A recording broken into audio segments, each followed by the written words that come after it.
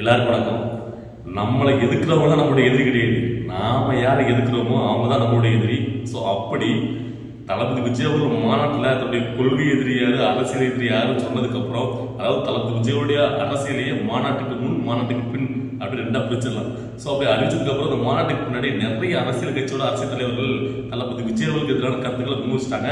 எல்லாருக்கும் அவங்களோட ஸ்டாண்ட் என்ன அப்படிங்கிறத தெரியப்படுத்திட்டாங்க. ஸோ அந்த வகையில் நான் ரொம்ப ஆவணம் எதிர்பார்த்தது ஒருத்தருடைய ஒரு அரசியல் விமர்சனத்துக்காண்டி தான். அது யார் கேட்டீங்கன்னா, தமிழக பாஜக மாநில தலைவர் மிஸ்டர் அண்ணாமலை.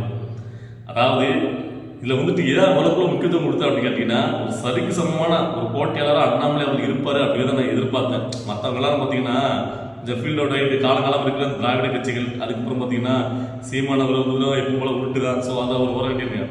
அண்ணாமலை அவர்கள் பார்த்தீங்கன்னா தன்னந்தனியாக, அதாவது எந்த ஒரு பேக்ரவுண்ட் இல்லாமல் இந்த அரசியல் கட்சியில் வந்து அவருடைய இயக்கம் வந்து பெருசு, ஒரு தேசிய பெரிய ஒரு கட்டமைப்புள்ள ஒரு கட்சி. ஆனால் தமிழ்நாட்டை பொறுத்த வரைக்கும் ஜீரோ. ஸோ எல்லாருக்குமே எனக்கு பொறுத்தளவுக்கு பாஜக ஒரு கட்சி இருக்குங்கிறத ஞாபகப்படுத்தி அது பெரிய லெவலில் வந்து எழுச்சி பெற வச்சிருக்காரு அப்படின்னா அது பாஜக மாநில அண்ணாமலை அவர் மட்டும்தான். அது ஒரு எந்த ஒரு மாற்றத்தையுமே நம்ம சொல்ல முடியாது. ஸோ இதுக்கு முன்னாடி நான் வந்து அண்ணாமலை அவர்களுக்கு சப்போர்ட் பண்ணி நிறைய வீடியோக்களை பேசியிருப்பேன் ஆரம்ப காலகட்டத்தில். ஏன்னா வந்து பார்த்தீங்கன்னா அப்போ வந்து தளபதி விஜய் அரசியல் வரதுக்கு முன்னாடி ஏதாவது புதுசாக ஒருத்தவங்க வரும்போது அவங்களுடைய அரசியலும் ஆதரிப்போம். ஆனால் என்ன ஒரு குறைபாடு அவங்கள்ட்ட இருக்கு அப்படின்னு கேட்டீங்கன்னா, அண்ணாமலை அவர்கிட்ட அவரால் தன்னந்தனியாக எந்த ஒரு முடிவுமே அவரால் எடுக்க முடியாது. அதாவது மேலிடம் மத்திய அரசு என்ன முடிவு எடுக்காங்களோ பாஜக தலைமை, ஸோ அதோட முடிவு தான் இவரோட முடிவு. மற்றபடி இவரோட செயல்பாடு எல்லாமே கொஞ்சம் நல்லாவே இருக்கும். நல்லா வந்து பார்த்தீங்கன்னா போல்டாக எல்லாமே. ஸோ அப்படிப்பட்ட அவர் வந்து பார்த்தீங்கன்னா தளபதி விஜய் அவர்கள் மாநாட்டில் தன்னுடைய கொள்கை எதிரி மதவாத பிளவாத சக்தி அப்படின்ட்டு மறைமுகமாக பாஜக சொல்லிட்டாரு. அது எல்லாருமே தெரியும். ஸோ அதில் நிறைய, அதாவது அவங்க கட்சியில் உள்ள அண்ணாமலை அவர்கள் அப்போ லண்டனில் இருந்தார், மேல்படிப்புக்காக இருந்தார் 3 மாதம். அந்த டைமில் தான் மாநாடு நடைபெற்றது. ஸோ அவங்களுக்கு கீழே உள்ள மற்ற தலைவர்கள்லாம் ஒவ்வொரு விமர்சனத்தை வச்சாலும் பெருகில் உள்ள பிஜேபி வந்து எந்த ஒரு காட்டமான ஒரு பதிவுமே வரல. ஸோ அப்படி இருக்கும்போது அவர் வந்ததுக்கு அப்புறம் என்ன பேசுவாரு, தளபதி விஜய்க்கு எதிராக என்ன மாதிரியான ஒரு கற்களை முன் வைப்பாரு, எப்படி ஒரு விமர்சனத்தை வைப்பாரு பார்க்கலாம், அரசியல்களை எப்படி சூடு பிடிக்கணும்னு வெயிட் பண்ணிட்டு இருந்தோம். ஸோ அதே மாதிரி அவர் வந்து பார்த்தீங்கன்னா நேரத்தில் வந்துட்டாரு. வந்ததுமே ஏர்போர்ட் வச்சு கேட்கும் போது அவர் பெரிதாக எந்த ஒரு காட்டமும் கொடுக்கல. அதாவது பார்த்தீங்கன்னா புதுசாக ஒரு அரசியல் கட்சி வரதை நாங்கள் வரவேற்கிறோம், அவருக்கு அப்போ தான் நாங்கள் தெரியும் எங்களுடைய எப்படி அவங்க பண்ணுறாங்க, இப்போ தான் வந்திருக்காங்க, மாநாட்டுக்கு அப்புறம் வெளியே வரல தளபதி விஜய். அவர் வந்து அவருடைய அரசியலை வந்து அவர் வைக்கட்டும், அதுக்கப்புறம் பார்த்துக்கலாம் அப்படிங்கிற மாதிரி 19 ரொம்ப வந்து தளபதி விஜய் எந்த ஒரு இடத்துலையுமே கொஞ்சம் பாதிக்காத மாதிரி பேசிட்டு போயிட்டாரு. ஆனால் அதுக்கப்புறம் ஒரு மேடையில் வந்து பார்த்தீங்கன்னா திரும்ப கோயம்பேடு ஒரு மேடையில் ஒரு ஃபங்க்ஷனில் பேசியிருக்காரு. அப்போ பேசும்போது தான் தன்னுடைய விமர்சனத்தை வச்சிருக்காரு. அதில் அவர் யார் பக்கம் சாகிறாரு, எதுக்கு சாப்பாக பேசுறாரு அப்படின்னு பார்த்தீங்கன்னா, அதாவது சீமான் அவர்கள் விட்டார்ல, அதாவது சாம்பார் வேற கரோட்டு குழம்பு வேற, நீ அப்போ ரெண்டையும் ஒன்றா வச்சு மிக்ஸ் பண்ணி கொடுக்குற, ஒன்று சாம்பார் சொல்லி இல்லை கரோட்டு குழம்பு அப்படிங்கிற மாதிரி ஒரு அதே மாதிரி ஒரு சாயல்ல இவரு பேசியிருக்காரு பாஜகவோட அண்ணாமலை. அதாவது இங்கே புதுசாக ஒரு கட்சி வந்திருக்காங்க, அவங்க வந்து பார்த்தீங்கன்னா தென்னந்தோப்புக்கு ஒரு குத்து, இதுக்கு ஒரு குத்துக்கிற மாதிரி அங்கிருந்து சித்தாந்தத்துக்கு ஒரு தலைவர், இங்கிருந்து ஒரு சித்தாந்தத்துக்கு ஒரு தலைவர், யாருமே நம்மளை விமர்சிக்கக்கூடாது அப்படின்னு காட்டி அவங்க வந்து இந்த ரசம், தயிர் சாதம், அப்புறம் சாம்பார் சாதம் 3 மிக்ஸ் பண்ணி கொடுக்குறாங்க. அதை தனித்தனியாக சாம்பார் சாதம் சாம்பார் தான் எடுங்க, இல்லைன்னா தயிர் சாதம் எடுங்க, அதையும் 3 மிக்ஸ் பண்ணி குடிங்க. ஸோ இப்படி ஒரு கலவையாக வந்திருக்காங்க, இவங்கெல்லாம் ஒரு காலமும் ஜெயிக்க முடியாது அப்படிங்கிற மாதிரி ஒரு கருத்தை முன் வச்சாரு. இரண்டரையும் பேசாம மாட்டாம சென்டர்ல சுத்துறாங்க. இன்னைக்கு பாத்தீங்கன்னா புது அரசியல் என்ன கிச்சடி பாலிடிக்ஸ்.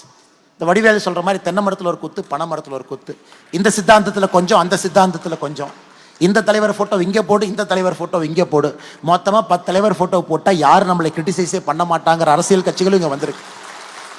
அவங்களையும் கூப்பிட்டு கேளுங்க, அது எப்படிங்க ரச சாதத்தையும் தயிர் சாதத்தையும் சாம்பார் சாதத்தையும் கலந்து வச்சுட்டு இது புது ஐட்டம்ல எப்படிங்க சாப்பிடுவாங்க? ரச சாதம் சொல்லுங்க, சாம்பார் சாதம் சொல்லுங்க, தயிர் சாதம் சொல்லுங்க, 3க்கு வேணா 3ஐயும் சேர்த்து மக்கள் சாப்பிடுவாங்கன்னா சாப்பிட மாட்டாங்க. அந்த அரசியல் உலகத்துல எங்கேயும் ஜெயிச்சது கிடையாது. ஸோ அப்போ நம்ம பிரதிபலிக்கணும்ல, யாரா இருந்தாலும் நாம தளபதி விஜயோட அரசியல் ஆதரிக்கும் போது யார் எதிர்த்தாப்புல வந்தாலும் கருத்து ரீதியாக அவங்க பதிலளிக்கும் போது அந்த பதில் நம்ம கொடுக்குறோம். ஸோ அப்படிதான் அண்ணாமலை அவருக்கு நம்முடைய பதில். அண்ணாமலை அவர்களே, அதாவது தமிழ்நாட்டிலலாம் கல்யாணம் பண்ணிட்டு போனீங்கன்னா உங்களுக்கு தெரிஞ்சிருக்கும், முதல்ல சாப்பாட்டுக்கு சாம்பார் ஊற்றுவாங்க, அதுக்கப்புறம் தேவைப்பட்ட தயிர் வாங்குவாங்க. ஸோ அதுக்கெல்லாம் கடைசியில் ரசத்தை வாங்கி சாப்பிட்டு தான் ஃபைனலாக முடிப்பாங்க. ஓகேவா? அது சாப்பிட்றவங்களுக்கு பொறுத்தது. அவங்களுக்கு தயிர் சாதம், சாம்பார் சாதம் எல்லாத்தையும் மிக்ஸ் பண்ணி சாப்பிட்டா சாப்பிட்டு போகிறாங்க. உங்களுக்கு என்ன பிரச்சனை? ஏன் அது வந்து வாய்க்குள்ள போக மாட்டேன்னு சொல்லுங்க. என்னன்னா வந்துன்னா அது சாப்பிட முடியாத ஒரு உணவு அப்படி கிடையாது, இல்லை சாப்பிடலாம்ல.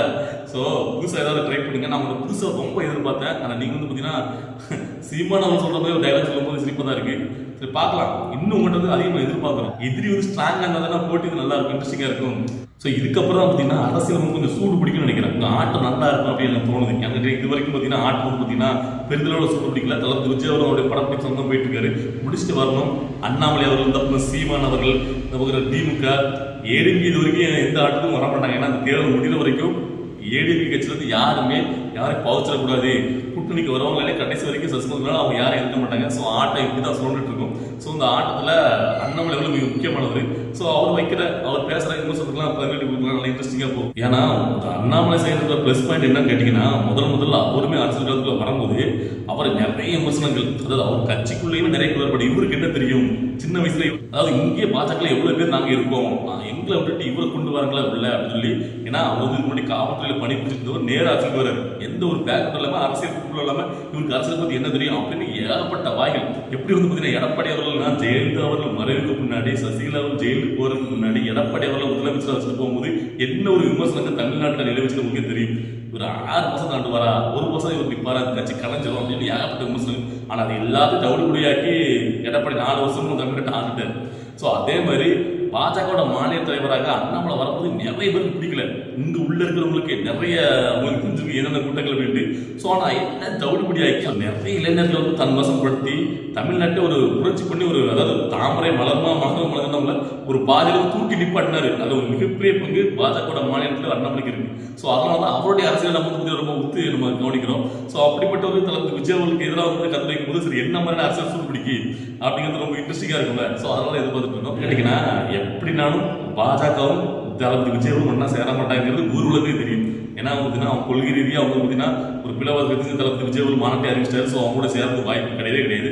அதனால எதிரும் திரும்ப தான் அரசியல் பண்ணியாகணும். அதாவது அண்ணாமலை அவர்கள் தளபதி விஜய்க்கு எதிராக தான் அரசியல் பேசணும். தளபதி விஜய் அப்படித்தான். ஸோ அப்படிங்கிற ஒரு காலகட்டத்தில் அரசியல் வந்து வேற மாதிரி ஒரு சூடு பிடிக்கும், பயங்கரமாக தெரியும். ஸோ அப்போ ரொம்ப இன்ட்ரெஸ்டிங் என்ன மாதிரினா அவங்க ஒரு சரியான போட்டியாளராக நான் நினைக்கிறேன். ஸோ அதனால தான் அவருடைய அரசியல் வந்து பார்த்தீங்கன்னா என்ன மாதிரி விமர்சனம் தளபதி விஜய்களுக்கு எதிராக வைக்கிறது ரொம்ப ஒத்து வைக்கிட்டு இருக்கேன். ஸோ அப்படிங்கிற நேரத்தில் அவர் வந்து சீமான் அவர் சொன்ன அதே பாட்டை பாடும்போது கொஞ்சம் வந்து மொக்கையாக தெரிஞ்சு சரி இதுக்கப்புறம் என்ன மாதிரி ஒரு ஸ்டாண்ட் எடுத்து வைக்கிறதுக்கு வெயிட் பண்ணி பார்க்கலாம் யார் வந்தா என்ன. தளபதி விஜய்களுக்காக போராடக்கூடிய மக்கள் இருக்காங்க, அவருடைய தப்பில் இருக்கும்போது. ஆனால் இன்னும் பார்த்தீங்கன்னா தளபதி விஜய்களுக்கு பார்த்தீங்கன்னா நேரடியாக களத்தில் இறங்கி பேச ஆரம்பிச்சாங்கன்னா ஒரு வேற லெவலில் தெரியும், மாசா இருக்கும். எல்லாரும் ஆசைப்பட்டு அதுதான் எப்போ வந்து நேரடியாக களத்தில் வந்து மக்களை சந்திக்க போறீங்க, எப்போ வந்து பேச போறீங்க அப்படின்னு சொல்லிட்டு அவர் வந்து ஒரே ஒரு நாள் பேசின அந்த ஸ்பீச்சுக்கே இன்னும் வரை கதறிட்டு இருக்காங்கன்னா அவர் நேரடியாக அரசியல் விவாதத்தில் இறங்கிட்டாருன்னா வேற லெவலில் தெரியும். நீங்கள் ஒவ்வொரு நாளும் அவர் தான் ட்ரெண்டிங்கில் இருப்பார். ஸோ நல்லா இருக்கும் அரசியல். இன்னொரு 1 வருஷத்துக்கு வேற மாதிரி போகும், நல்லா இன்ட்ரெஸ்டிங்காக இருக்கும். ஸோ எல்லாரும் பாருங்க, அப்பப்போ நம்மளுடைய சேனலில் பாருங்க.